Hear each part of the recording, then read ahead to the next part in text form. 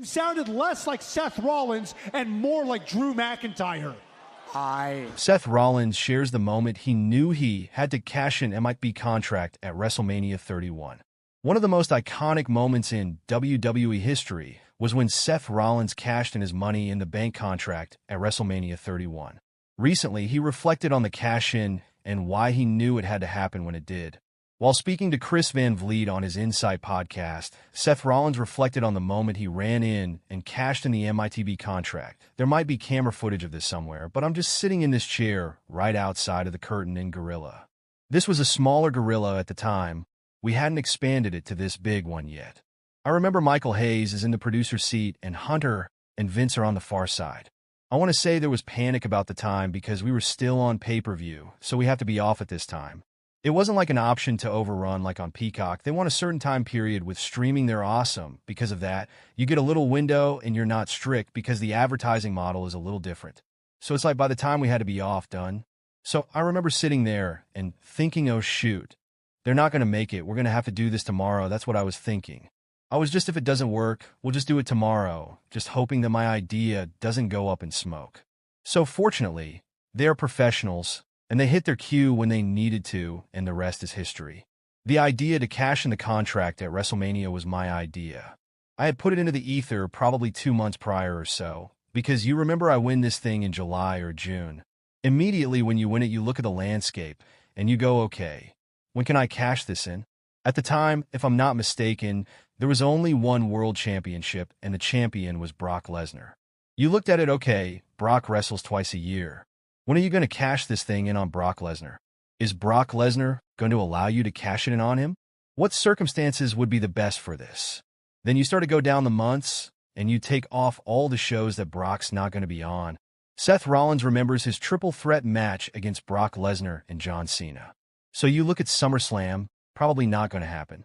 You look at Survivor Series if he's there. And then it's like, maybe Rumble or Mania. Then you've got that little window after Mania where maybe. So you start to plot it out in your head. The major point for me, as I was kind of going along with that, was the Royal Rumble earlier that year. I did a triple threat match with Brock Lesnar and John Cena.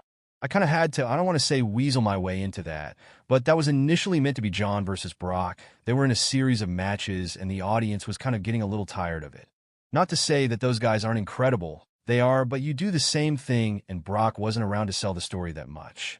He just kind of showed up, and when he did, he was a huge attraction, especially at that time, but I think the audience was getting a little bit bored of it. And I was like, well, what does it hurt? I don't need to be in the Rumble because I've got this briefcase that doesn't make any sense.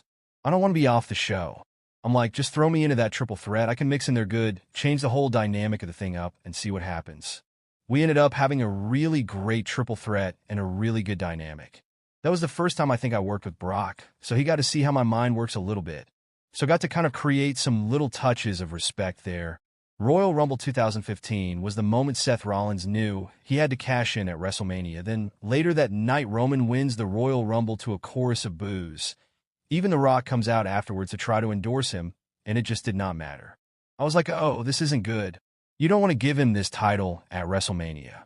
If he gets booed out of the building there when he wins the title the first time, that's not good. So I'm a hated villain at this time.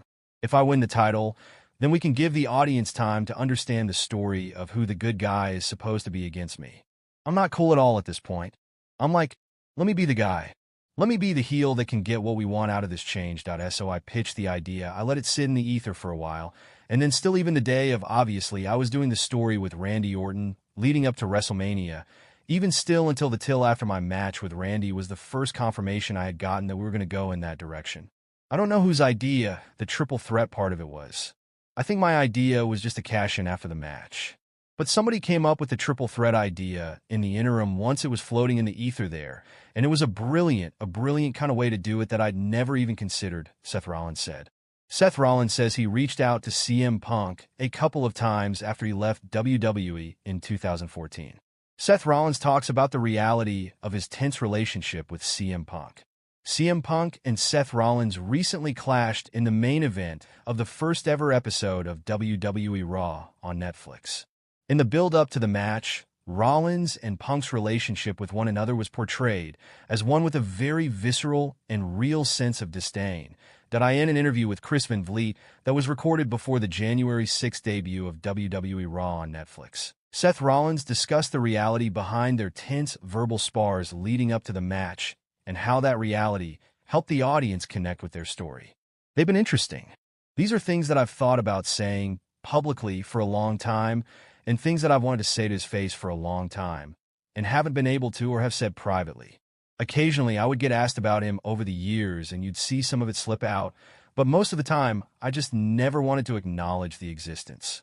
He really was such a cancer to my career for many years while he was gone. An intentional one. He was a parasite. It seemed like every time he could take a pot shot at me or the company, he was trying to. I never wanted to give that credence because I kind of look at him as a troll, and I didn't want to acknowledge these things because then it looks like they matter, and they don't.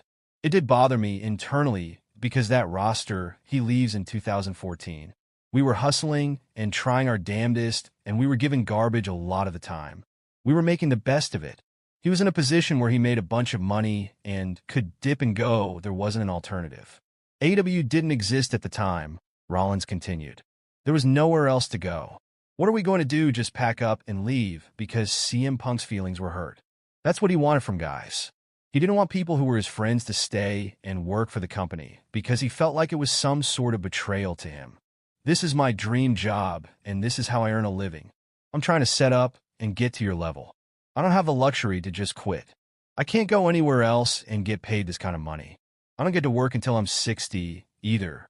It was one of the most selfish things I've seen out of a human, leaving the way he did and expecting other people to follow him and then taking shots at the place from a distance when he wouldn't even explain to his friends why he was